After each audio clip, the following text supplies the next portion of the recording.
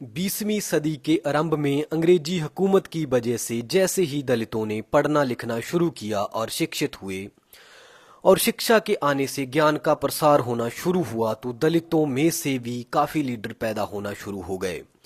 क्योंकि बाबा साहब ने भी कहा है कि शिक्षा क्रांति की जननी है।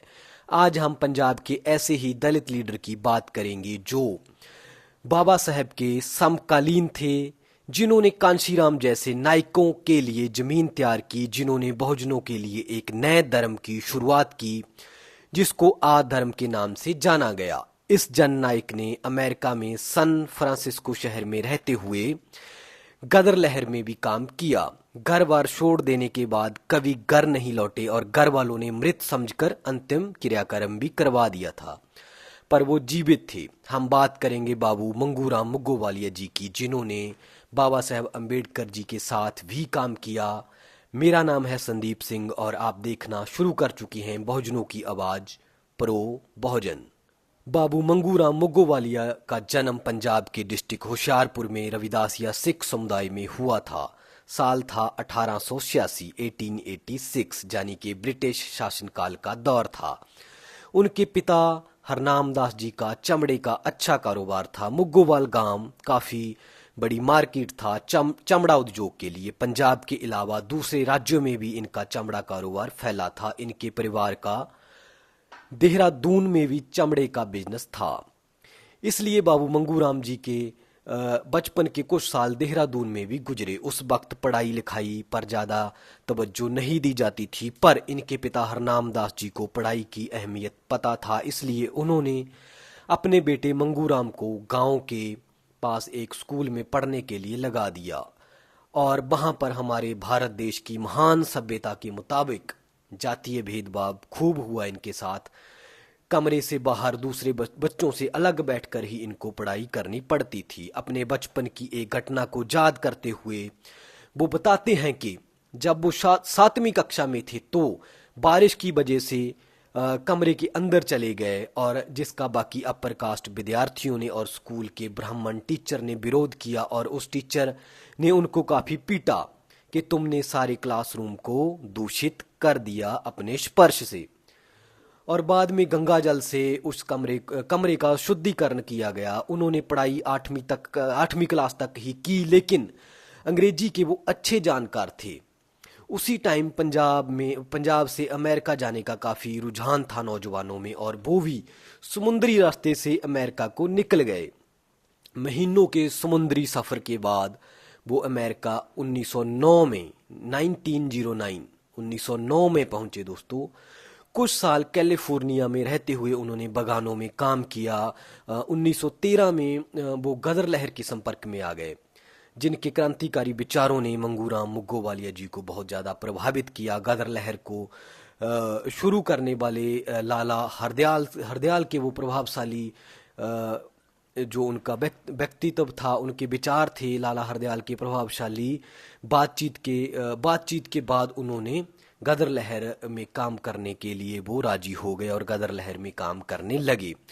उनका मानवतावादी व्यवहार देखकर गदर लहर वालों के मेंबरों का उनको पहली बार अनुभव हुआ कि वो भी मानव है। गदर लहर के जो लीडर थे उनका संपर्क जर्मन से था, क्योंकि जर्मन भी अंग्रेजों के विरोधी थे। इसलिए जर्मन से गदर मूवमेंट को मदद मिल रही थी भारत में विद्रोह करने के लिए। जर्मन ने एक प्लान के तहत भारत में हथियार भेजने की सहमति जताई समुद्री रास्ते से, और गदर लहर के 5 मेंबर हथियार लेकर भारत आ रहे थे। उन 5 मेंबरों में से एक बाबू मंगूराम जी भी थे, पर वो हथियार मुखबरी के कारण रास्ते में ही पकड़े गए और बाकी साथियों के साथ मंगूराम मुगोवाल जी पर भी मुकदमा चला और इनको फांसी की सजा सुनाई गई। पर जर्मन एम्बेसी के दखल के कारण जय लोग बच गए और इनकी फांसी की सजा रद्द करवा दी गई।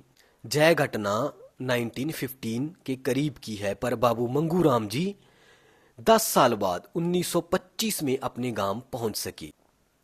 फांसी से बचने के बाद वो अंडरग्राउंड रूपोश होकर अलग अलग जगह और काम करते रहे और अलग अलग जगह रहते रहे। उसी टाइम के बीच अखबारों में भी जय सब छप चुका था कि इस नाम का गदर लहर का एक कारकुन मारा जा चुका है। घर वालों को किसी ने वो खबर दिखाई, अखबार में छपी हुई।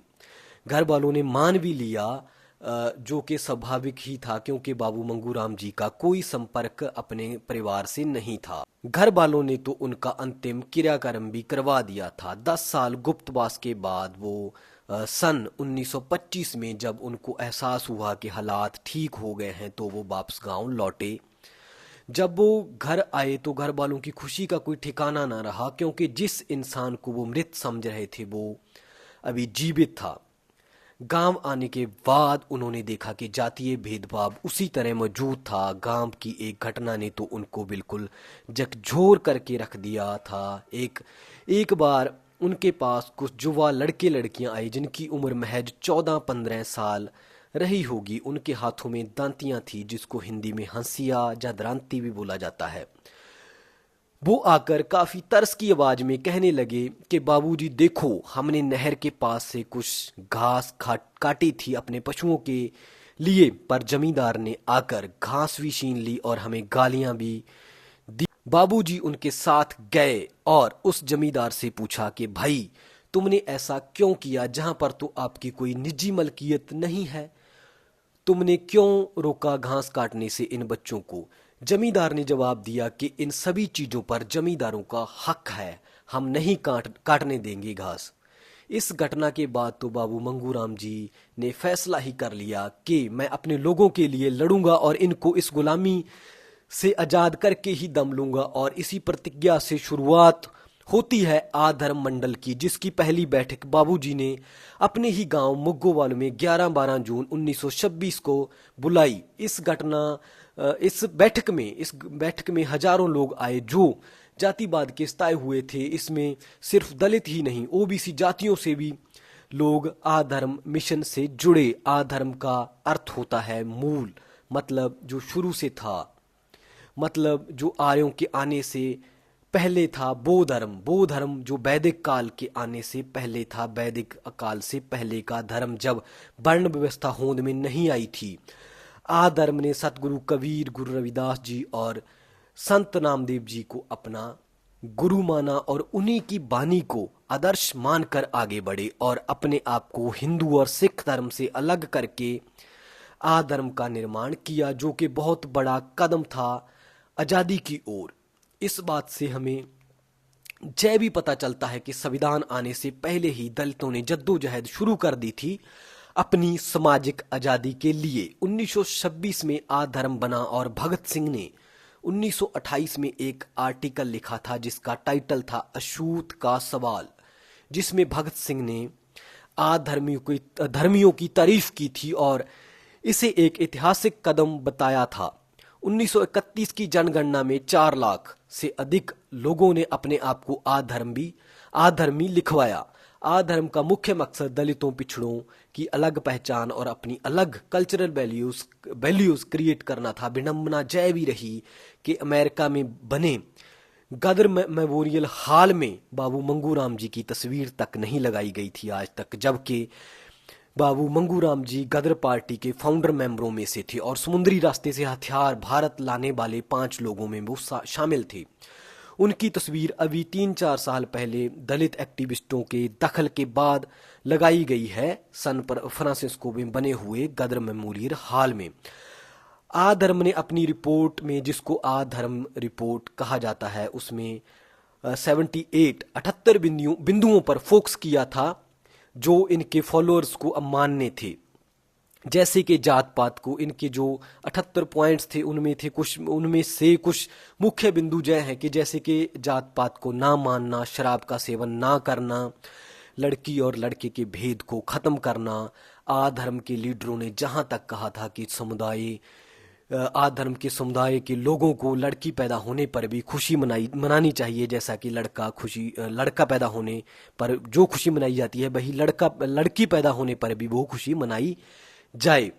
जय उस समय के भारत में बहुत बड़ी बात थी। जब लड़की को पैदा होते ही मार दिया जाता था। आधर्म मंडल ने काफ़ी सारे स्कूल स्थापित किए पंजाब में और सेहत सहूलतों पर भी जोर दिया। आधर्म ने अपना हेडक्वार्टर जलंधर को बनाया क्योंकि जय पंजाब के सेंटर में स्थित था। आपको बता दें कि तब अनडिवाइडेड पंजाब था और पंजाब की राजधानी लाहौर हुआ करती थी। आधर्म का हेडक्वार्टर जलंधर होने की वजह से ही आज तक भी पंजाब में सबसे ज़्यादा जो चेतन लोग रहते हैं वो जलंधर एरिया के आसपास के लोग हैं। जलंधर, फिलौर, लुधियाना, इस एरिया के लोग सबसे ज़्यादा दलित लोग हैं जो चेतन हैं। एक बड़ी घटना का जिक्र भी हम जहां करना चाहेंगे, जैसा कि गांधी ने कम्युनल अवार्ड मिलने के बाद दलितों के खिलाफ एक मरण व्रत रखा था पूना की जरबदा जेल में, जो कि दलितों के खिलाफ रखा था। उसी समय बाबू मंगूराम मुगोवालिया जी ने अपने जलंधर हेडक्वार्टर में, आधर्म के हेडक्वार्टर में मरण व्रत रखा था। दलितों को उनका राजनीतिक हक मिलना चाहिए, दलितों के हक के लिए उन्होंने रखा था गांधी के विरोध में। पंजाब में आधर्म बनने के बाद जो बड़ी प्राप्ति रही वो यह रही कि 1937 में पंजाब में असेंबली की 8 सीटों को रिजर्व किया गया था और 8 में से 7 सीटों पर आधर्म के उम्मीदवारों ने जीत प्राप्त की थी और लाहौर की असेंबली में पहुंचे थे, जो कि बहुत बड़ी प्राप्ति थी क्योंकि उस समय कांग्रेस एक बहुत बड़ी ताकत थी पंजाब में ही नहीं पूरे इंडिया में।